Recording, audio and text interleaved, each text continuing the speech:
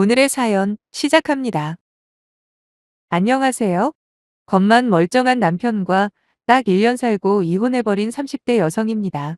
사실 모든 시작은 시어머니 욕심으로부터였지만 이유막론하고 중간에서 남편이 아무것도 안 하는 건 둘째치고 나중에는 자기가 한술 더 떠서 헛소리를 하는데 이혼 말고는 도무지 답이 없더라고요. 남편과 저는 동갑내기 커플이었어요. 저의 가장 친한 친구 남친이랑 같은 회사를 다니던 남편은 흔히 말하는 대기업을 다니는 엘리트였고 제가 받는 월급보다 100만 원은 더 받는다고 했습니다. 비록 남편에 비해서 별 볼 일 없는 회사를 다니긴 했지만 그래도 제가 남편에 비해서 꿀린다고는 생각하지 않았어요. 물론 남편이 직업도 좋고 학벌도 저보다 훨씬 뛰어난 건 사실입니다만 그것 외에는 솔직히 전부 다 별로였거든요. 특히 시가쪽 경제 상황은 결코 넉넉한 편이 아니었습니다. 아무래도 연애야 둘이서 한다고 쳐도 결혼은 그게 아니지 않습니까? 집안이라던가 배경도 충분히 중요한 조건들이잖아요. 시아버지 같은 경우에는 평생 생산직으로 근무를 오래 하셨고 시어머니는 전업주부로 지내셨습니다. 여담이지만 대학교 때 남편이 다들 가는 해외 유학 대신에 워킹홀리데이를 선택했던 이유도 시부모님의 경제적인 상황과 무관하지 않았다고 하더군요. 반면에 저희 친정은 꽤 많이 여유가 있는 편이에요. 다행히도 저희 조부모님께서 돌아가시면서 큰 재산을 아빠한테 물려주셨거든요. 저희 아빠는 그냥 평범한 공무원으로 일을 하시며 평범하게 살고 계셨는데 한순간에 많은 돈이 생기다 보니 한동안 많이 당황스러우셨다고 하더라고요. 그러다 주변에서 부동산을 사두라는 이야기를 귀담아 들으시고는 제가 대학교 올라갈 무렵 아파트를 세 채를 사셨죠. 저희 오빠와 저한테 한 채씩 증여해 주시고 나머지 한 채는 노후 준비용으로 가지고 계실 거라고 하셨어요. 물론 세금도 전부 내주셨고요. 그때만 해도 저는 대학교 2학년인가 그랬는데 학교하고 거리도 애매하고 그래서 그 집은 월세를 놓고 정작 저는 원룸에서 자취를 했네요. 친정 부모님께서는 어차피 제 소유의 재산이니 알아서 하라고 허락해 주셨고요. 그 후로 무사히 대학을 졸업하고 지금 다니는 회사에 입사를 했을 때도 저는 여전히 그 아파트는 월세를 주고 있었죠. 남편과 결혼을 결심하고 나서야 저는 아파트에 대해서 이야기를 해줬더니 남편이 어찌나 좋아라 하던지요. 사실 시어머니한테는 굳이 알리고 싶지는 않았어요. 왜 그렇잖아요. 괜히 며느리한테 집이나 재산이 있는 걸 알게 되면 욕심이 생기지 않겠어요? 근데 남편이 언제 말했는지 시어머니께서 제 소유의 아파트가 있다는 걸 알고 계시더라고요. 물론 제가 직접적으로 남편한테 제 아파트에 대해서는 비밀로 해달라고 뭐 직접적으로 언급한 적은 없지만 그래도 은연중에 그런 뜻은 내비쳤다고 생각했는데 남편 입장에서는 제가 아파트를 가지고 있다는 걸 알려드리면 훨씬 더 좋은 인상을 자기 부모님에게 줄 수 있을 것 같았답니다. 뭐라더라 점수를 딸 것 같았다나요? 실제로 남편의 생각이 맞아떨어진 건지 어머님은 저를 꽤나 마음에 들어하는 눈치셨어요. 특히나 상견례 자리에서 저를 얼마나 칭찬해 주시고 챙겨주시는지 처음엔 시가의 경제적인 부분 때문에 약간은 망설였던 친정 부모님께서도 그깟 돈 조금 없으면 어떠냐 어른들이 저렇게나 좋은 분들이고 이뻐해 주시는데 그걸로 충분하다며 제 결혼을 진심으로 축복해 주셨습니다. 돈 이야기가 나와서 하는 말이지만 사실 시부모님께서 한 푼도 도와주지 않은 건 아니에요. 결혼할 때 보태쓰라며 남편에게 3천만 원을 주셨거든요.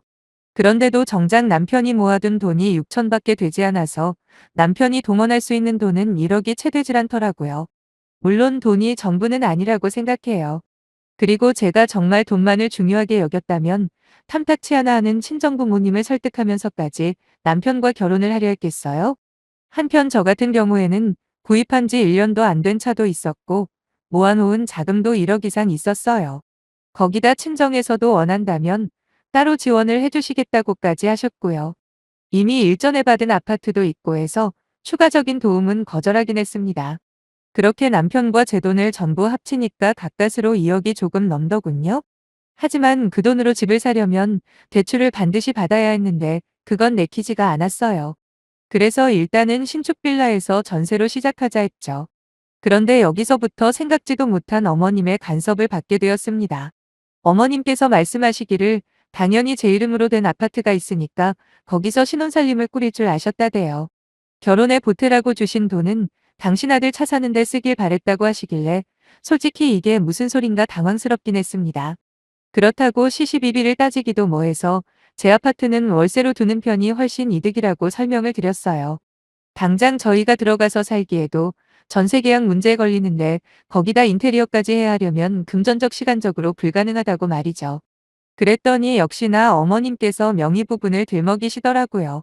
적어도 남편 이름을 명의에 올려두라고. 어쨌든 이제부터는 부부가 되었는데 니 꺼 내 거가 어디 있냐입니다. 어머님의 말씀이 끝나자마자 바로 싫다고, 그건 곤란하다고 딱 잘라 거절을 해버렸어요. 아니 생각해보세요. 그 아파트를 빼고서라도 제가 쓴 결혼 비용이 훨씬 많잖아요. 거기다 애를 낳은 것도 아니고 뭐 같이 산지 10년이 된 것도 아닌데 왜 굳이 결혼하기 한참 전에 친정아빠한테 받은 재산을 나눠 가진답니까? 물론 최대한 예의를 갖춰서 거절하기는 했지만 그것도 어머님 눈에는 마음에 안 들었나 봐요. 그 후로도 잊을만 하면 부부 생활에 대해서 일장연설을 하셨고 결론은 언제나 하나였지요. 부부 생활이라는 게 하나하나 따져가며 선을 긋는 게 아니라고, 자기가 조금 손해본다 생각이 들어도 참고 아량을 베푸는 게 중요하다네요. 그때마다 저는 어머님 뜻은 충분히 알겠다. 하지만 저도 성인이고 아파트 공동명의 문제는 저와 남편이랑 나중에 알아서 하겠다고 대답을 하며 넘겨왔습니다. 시간이 조금 지나면 잠잠해질 줄 알았던 어머님의 집착은 제 예상과는 다르게 점점 심해지더라고요. 나중에는 공동명예 자체보다 시어머니 말을 거역하는 며느리에 대한 분노로 바뀐 듯 보였거든요. 결국 시아버지 생신날 일이 터지고 말았네요. 식사를 마치고 다 같이 과일을 먹을 때였어요. 어머님께서 또다시 제 아파트를 언급하시면서 이제는 명의의 남편 이름을 올려야 하지 않겠냐고 하시길래 이번에도 앵무새처럼 같은 설명을 하며 완곡한 거절의 뜻을 내비쳤어요. 사실 언젠간 남편과 공동명의를 하거나 아니면 그 아파트에 들어가 살 계획이긴 했어요. 근데 결혼한 지 1년도 안 된 상태에서 단지 시어머니가 시킨다는 이유만으로 그렇게 하기는 싫었거든요. 그러자 시어머니가 갑자기 서럽다며 그 자리에서 우시는 게 아니겠습니까? 다들 당황해서 어쩔 줄을 몰라 했죠. 어머님은 이게 전부 제가 시부모 돈 없다고 무시하는 거라면서 저를 마치 돈 가지고 유세 떠는 사람으로 몰아가시더라고요. 사실 막말로 그깟 공동명예 해주는 거 별거 아니라고 생각하실 수도 있어요. 근데 시어머니뿐만 아니라 남편의 태도도 마음에 안 들어서 안 하고 있었던 이유도 있거든요. 한 번은 남편한테 제 심정을 토로한 적이 있습니다. 어머님이 자꾸만 공동명예 타령을 하시는 게 스트레스 받는다고요. 그랬더니 남편이 웃으면서 사실은 자기도 약간 섭섭했다는 거예요. 물론 자기는 거절을 했을 테지만 어떻게 한 번 권유도 안 하냐, 말이라도 한 번 해줄 수 있는 거 아닌가라고 말을 하는데 이게 남편이 섭섭해할 일인가 싶었어요. 저희 결혼할 때를 자꾸 들먹이는 것도 피곤하지만 현실이 그렇잖아요. 제 아파트를 제외하고도 넉넉하게 결혼 비용 대며 결혼했습니다. 그러면 적어도 저한테 미안한 감정은 못 가질 망정 제 아파트를 탐내는 건 상식적으로 너무 염치가 없는 거 아닙니까? 아무튼 이러저러한 이유로 명의는 나중에 제가 판단해서 하려고 한 건데 도대체 그게 뭐라고 이렇게까지 일을 크게 만드시는지 도무지 이해가 안 되더라고요. 결국 이상한 분위기로 자리는 마무리되었고 시어머니와 저 사이의 갈등이 본격적으로 깊어지게 되었지요. 하지만 이때만 하더라도 결혼한 지 3달도 되지 않았기에 이혼 같은 건 솔직히 생각해 보지도 않았습니다. 그저 앞으로 정신 똑바로 차리고 살아야겠다. 뭐 그 정도로만 생각했다랄까요? 그래도 어느 정도 안전장치는 있어야겠다 판단한 저는 남편에게 돈 관리는 각자 하자고 했어요. 어차피 남편이 저보다 월급만 놓고 보면 더 많이 버니까 각자 관리해도 괜찮을 것 같다고요. 생활비 명목으로만 150에 100만 원씩 우리 미래를 위해 저축을 하자. 나머지 돈은 알아서 양심껏 관리하자. 그렇게 결론을 지었습니다. 그렇지만 정말 문제는 남편과 제 사이가 아니었더군요. 그날 공동명예 사건 이후로 어머님이 저를 따돌리고 없는 사람 취급을 하기 시작하셨다는 겁니다. 진짜 얼마나 유치한 방법으로 저를 무시하시던지 지금 생각해도 짜증이 막 치솟는 기분이네요. 남편에게는 위로 결혼한 아주버님이 한 명 있는데 제가 결혼할 당시만 해도 형님보다 저를 훨씬 챙겨주시던 어머님이 글쎄 저 보란 듯이 형님만 끼도 도시는 겁니다. 하나하나 열거하자면 끝도 없습니다. 작은 선물 같은 걸 사소여도 꼭 제 거는 빼고 사오시거나 식사를 할 때도 맛있는 반찬을 형님 밥그릇에 직접 올려주시기도 하셨어요. 그것뿐이면 그러려니 하죠. 하지만 당신 말 잘 듣는 며느리만 진짜 며느리라고 모든 식구들이 들을 수 있게 큰 소리로 말을 하십니다. 당연히 처음엔 시아버지와 남편도 어머님께 한 소리씩 했어요. 마음에 안 드는 게 있으면 직접 이야기해서 풀라고 말이죠. 어머님은 말로 해서 들을 거였으면 벌써 해결되지 않았겠냐. 시어미 무시하는 며느리랑은 말조차 섞기 싫다면서 방으로 휙 들어가십니다. 그런 일을 자꾸만 당하다 보니 저도 사람인데 기분이 더럽더라고요. 저를 불쌍하게 바라보는 형님의 눈빛도 짜증나고 그런 유치한 짓을 하시면서 저를 비웃듯 바라보시는 어머님도 어이가 없었거든요. 거기다 그런 상황 속에서 남편이라도 정신 차리고 우직하게 제 편을 들어주면 좀 좋겠습니까? 하지만 남편은 처음 한두 번 따진 것을 제외하면 그 후로는 쭉 방관자 입장을 고수하더군요. 그러면서 그러게 웬만하면 엄마 말 좀 들어주지라고 하는데 아니 도대체 제가 무슨 죽을 죄를 지었다고 이런 꼴을 당해야 하는 건가요? 자기 아들 공동명예 해달라고 어머님이 어렵게 부탁하셨는데 그걸 제가 거절한 게 기분 나쁘실 수는 있다고 생각해요. 그렇다고 이런 식으로 사람을 공개적으로 망신 주고 투명인간 취급하는 건 너무한 거잖아요. 제가 원래 스트레스를 받아도 속에 쌓아두는 스타일이 아니거든요. 쉽게 쉽게 잊어버리려고 하는 편인데 시어머니가 저렇게 나오시니 진짜 속병이 생길 정도로 마음이 힘들더라고요. 그러다 생각을 했죠. 내가 비싼 밥 먹고 왜 거기 가서 그런 대우를 받아야 하나라고 말이죠. 제가 무슨 빚을 가지고 결혼을 한 것도 아니고 그렇다고 큰 결격 사유가 있는 사람도 아닌데 굳이 며느리 노릇한다고 찾아가 그런 꼴을 당할 이유가 없지 않습니까? 그래서 시부모님 댁에 직접 찾아가는 건 그만하기로 결심했어요. 남편에게도 그렇게 통보를 했고요. 대신 그 외의 기본적인 며느리 역할까지 그만한 건 아니었어요. 어버이날에 용돈이랑 선물도 챙겨드렸고 그 후로 얼마 안 있어 시부모님 결혼기념일이었는데 그때 두 분이서 오붓하게 여행이나 다녀오시라고 한 분당 30만 원씩 드리기도 했습니다. 그래도 직접 얼굴 마주칠 일이 없다 보니 살맛이 나더군요.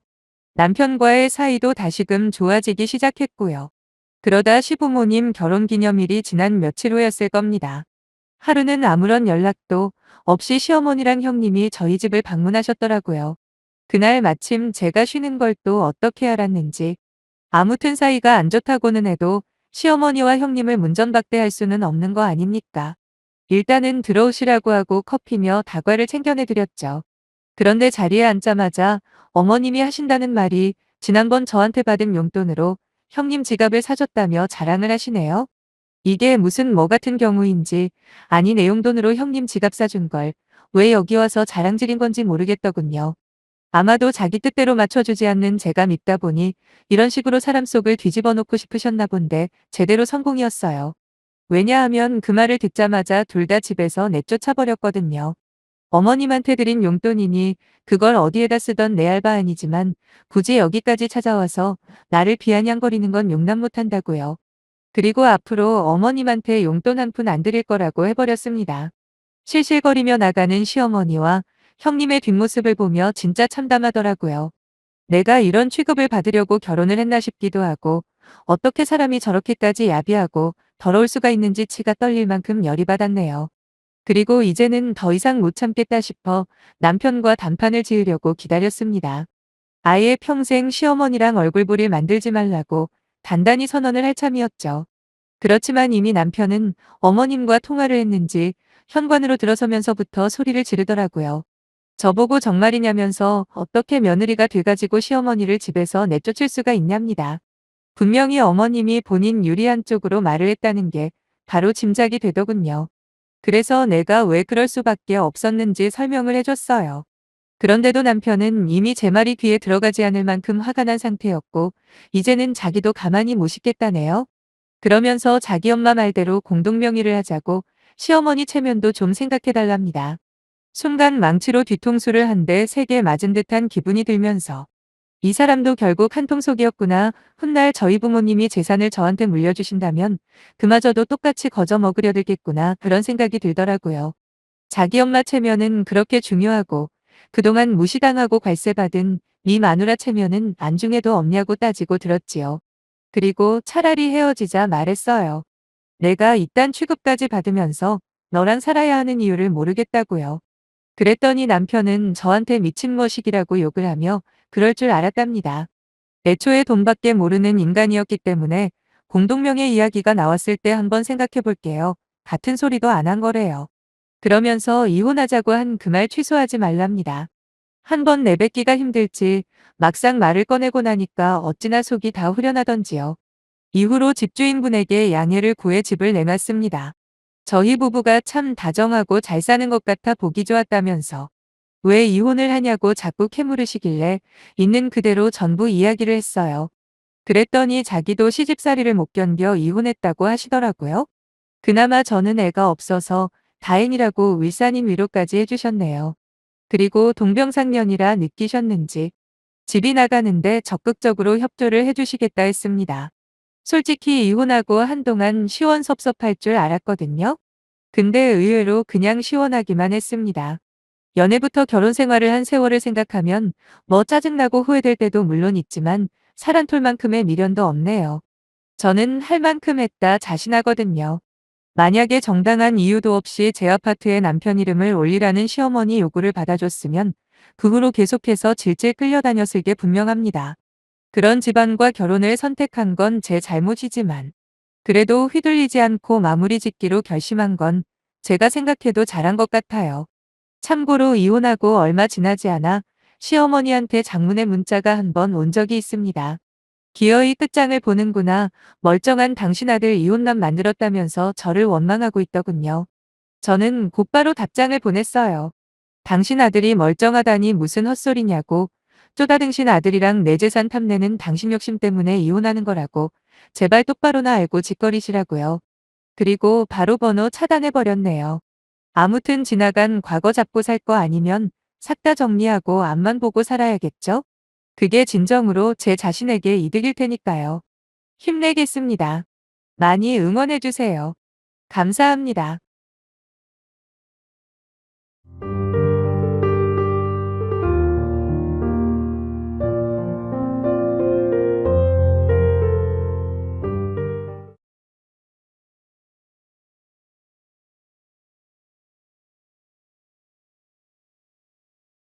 오늘의 사연 시작합니다. 진짜 세상에 뭐 이런 거지 같은 경우가 다 있는지 모르겠네요. 사람들이 홀어머니 밑에서 자란 효자 아들과는 절대로 결혼하면 안 된다고 그렇게 열심히들 말리는 이유를 이제야 알았습니다. 사랑이라는 허울 좋은 명분으로. 내 남편은 절대 안 그럴 거라 믿고 사람들의 조언들을 들은 척도 안 했던 제가 정말 멍청한 여자였네요. 달콤했던 시혼 생활은 100일도 못 채우고 끝나버렸고 이걸 고부갈등이라고 말을 해야 할지 아니면 내 결혼 생활을 송두리째 강탈당했다고 해야 할지 한숨만 나오네요. 아무튼 어처구니 없는 저의 결혼 이야기를 한번 풀어볼게요.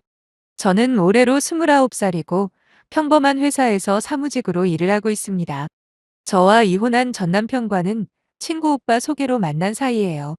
처음부터 서로 마음에 들어 사귄 지 1년 만에 결혼을 결심했는데 전 남편 나이가 저보다 좀 많은 편입니다. 정확하게는 6살 차이가 나거든요. 솔직히 연애 때부터 전 남편을 좋아한 주변 사람들이 많지는 않았어요. 그때 말을 들었어야 하는데 뭐 이제와 후회한들 무슨 소용이 있겠습니까? 아무튼 남편이 나이가 있다 보니 그동안 모아둔 돈으로 아파트를 하나 사서 세를 주고 있던 게 하나 있었거든요. 그래서 그 집 전세 계약 끝나는 시점에 결혼식을 올리고 그 후에 저희가 들어가서 살기로 결정했습니다. 집 문제는 그렇게 남편 쪽에서 전적으로 해결을 했기 때문에 저는 4천만 원으로 혼수나 다른 기타 비용들을 전담했죠. 사실 그 정도 진행이 되었을 때까지도 저희 부모님은 나이 차이도 그렇고 아직 결혼하기엔 제 커리어나 미래가 아깝다며 못마땅해 하고 계시더라고요. 그래서 시간을 들여 천천히 설득을 해나가며 결혼 준비에 임했습니다. 그나마 남자 쪽에서 집이라도 있으니까 가장 큰 문제는 해결하고 시작하는 거라서 조금씩 마음을 긍정적으로 바꾸시길래 저는 그나마 마음 한켠에 있던 짐까지 점점 벗어던질 수 있었죠. 결혼 전에 남편은 혼자 계시는 시어머니와 함께 오래된 낡은 아파트에서 살고 있었습니다. 시아버님 같은 경우에는 예전에 어머님과 이혼한 뒤로 아무런 소식도 못 듣고 산다고 하고 실제로 결혼식 때도 모습을 나타내지 않으셨어요. 남편과 시어머니 둘이서 살아온 세월이 거의 15년이 넘었다는 이야기를 들었을 때 순간 괜히 잘 살고 있는 두 사람 사이에 내가 끼어드는 것 같은 꺼림칙한 기분이 들어 남편에게 이야기를 한 적이 있어요. 그러자 남편과 시어머니가 저를 불러다 앉혀놓고 그 부분에 있어서는 아무런 걱정하지 않아도 된다며 안심을 시켜주더라고요. 특히 시어머니는 사람 좋은 미소까지 보여주시며 15년 데리고 살았으면 이제 지긋지긋하다고 아들 결혼시키면 자신은 편하게 살 거라고 하시는 겁니다. 절대로 자기 몫이라는 이야기 따위는 하지 않을 거라고 말씀하셨고 남편 역시 맞장구를 치며 자기도 약속한다고 말했습니다. 시어머니와 같이 살면서 맨날 싸운 기억밖에 없다고요. 그러면서 돈 모아서 아파트부터 구입해 놓은 이유도 조만간 시어머니와 떨어져서 따로 독립할 생각 때문이었다고 하더라고요. 두 사람이 이렇게까지 이야기를 하니 제가 더 이상 의심을 하거나 불안해할 수가 없었어요.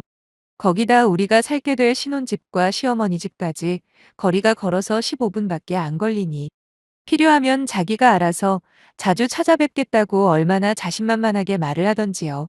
그렇게 저는 혼수 등 결혼 비용으로 5천만 원 쓰고 남편과 결혼해서 신혼생활을 시작했습니다. 처음엔 제가 걱정한 게 우스워질 만큼 어머님은 저희 집에 거의 찾아오지 않으시더라고요. 혼수가 거진다 들어왔을 때 집 구경 한번 오신 뒤로는 먼저 오신 적 없고요. 제가 한번 오셔서 식사라도 같이 하자고 권유해도 몇 번이고 거절하시다 어쩌다 한 번씩 어거지로 오시긴 했습니다. 그마저도 밥만 빠르게 드시고는 커피도 됐다 하시면서 돌아가시는 겁니다. 이쯤 되니 오히려 제가 더 죄송한 마음이 들기까지 했죠. 앞으로도 계속 이렇게만 산다면 아무 문제 없이 잘 살 수 있을 거라 생각했는데 신혼생활 딱 3개월이 막 지났을 무렵 퇴근하고 돌아온 집에 어머님이 계시더라고요.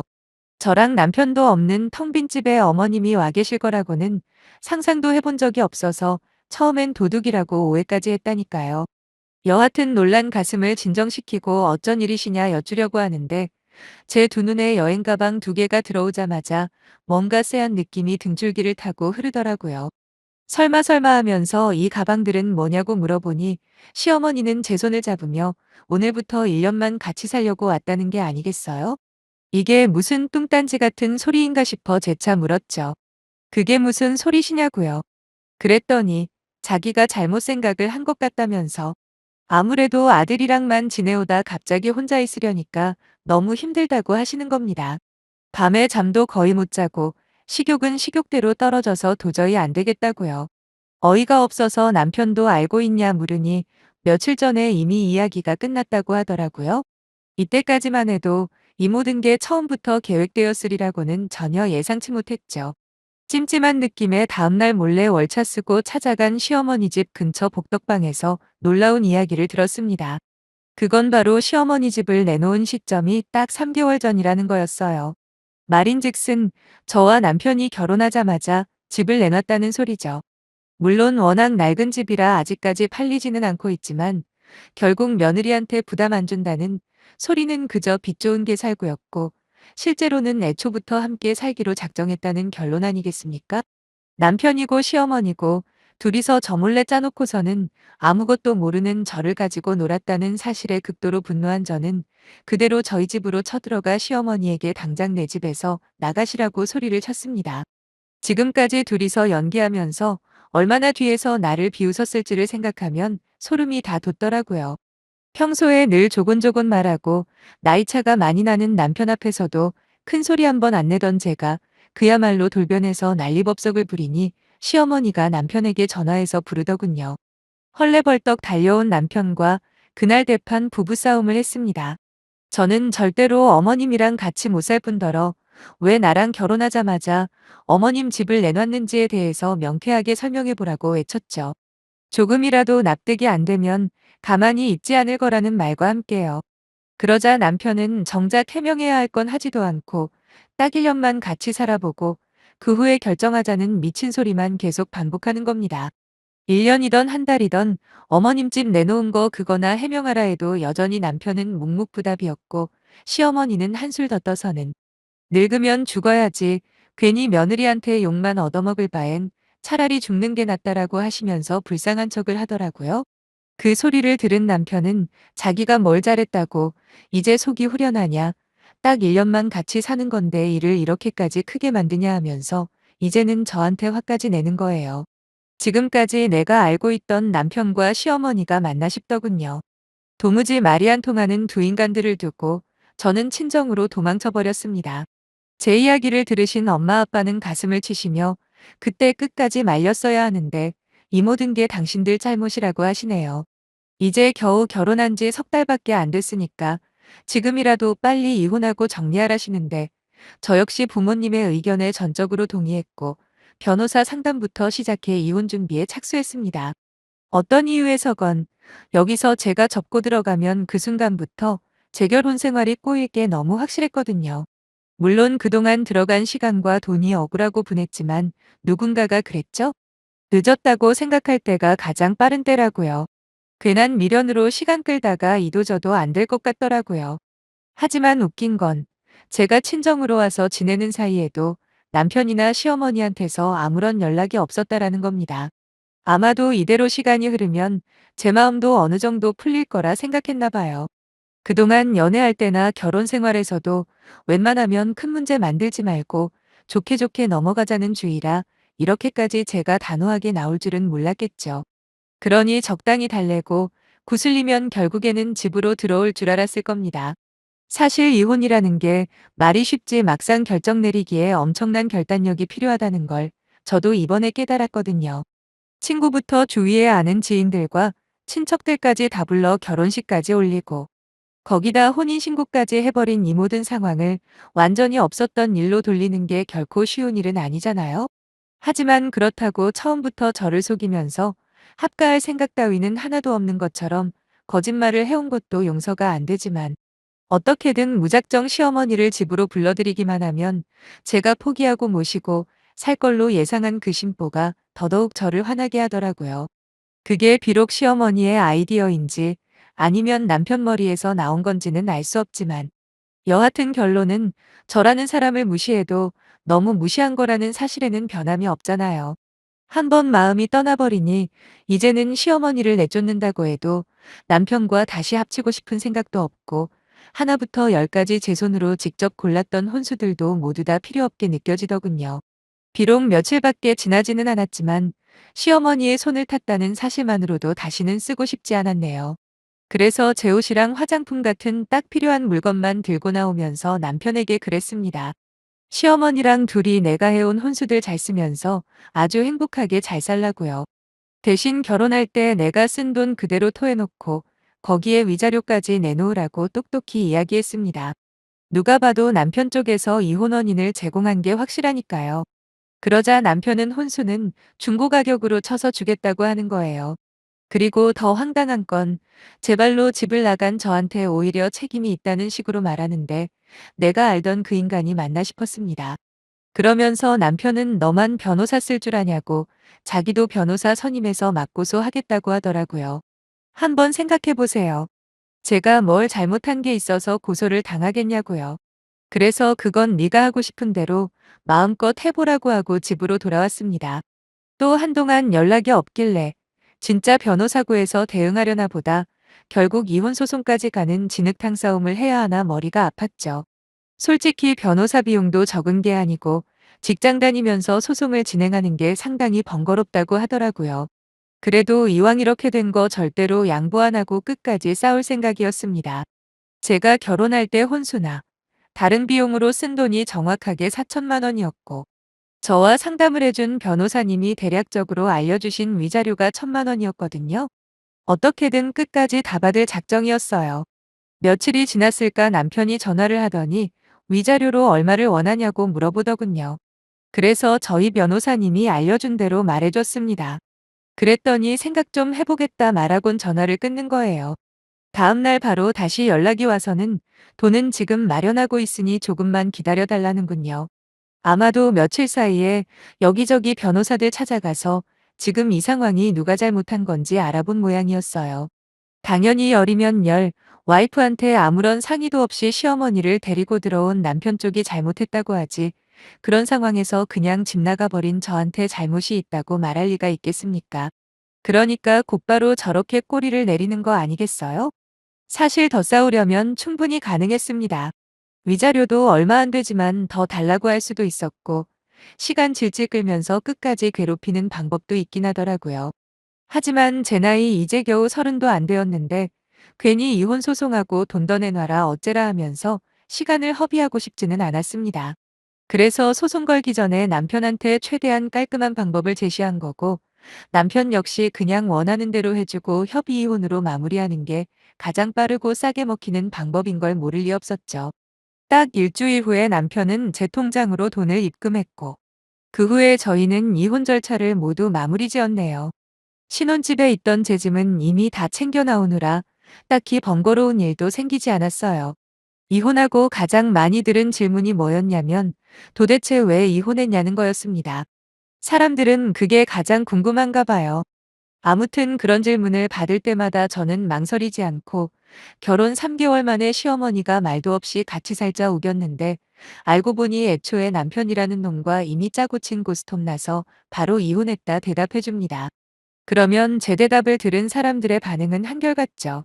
아니 요즘 세상에 그렇게 개념 없고 정신 나간 인간들이 어디 있냐고요.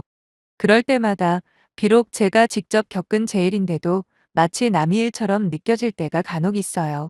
부모님이 말릴 때 그때 말 들을 걸 하는 후회밖에 없는 요즘입니다.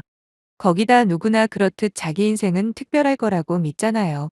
근데 고작 3개월 만에 이혼녀가 되어 돌아왔다는 사실에 친구는 물론이고 회사 동료들이나 주변 사람들에게 창피해서 얼굴도 못 들고 다니겠더라고요. 하지만 이제는 그러지 않으려고요. 잘못한 건 그 인간들인데 왜 내가 위축되어야 하나 싶기도 하고, 결과적으로는 3개월 만에 빨리 본색을 드러내줘서 고마운 부분도 있지 않습니까? 만약에 애라도 생긴 다음에 그랬으면 어쩔 뻔했냐고요. 그래서 이제부터는 차라리 다행이었다라고 생각하고 살려고요. 아직 나이도 어리니 뼈아픈 교훈 하나 얻었다 생각하고 더욱더 열심히 살겠습니다. 안녕히 계세요.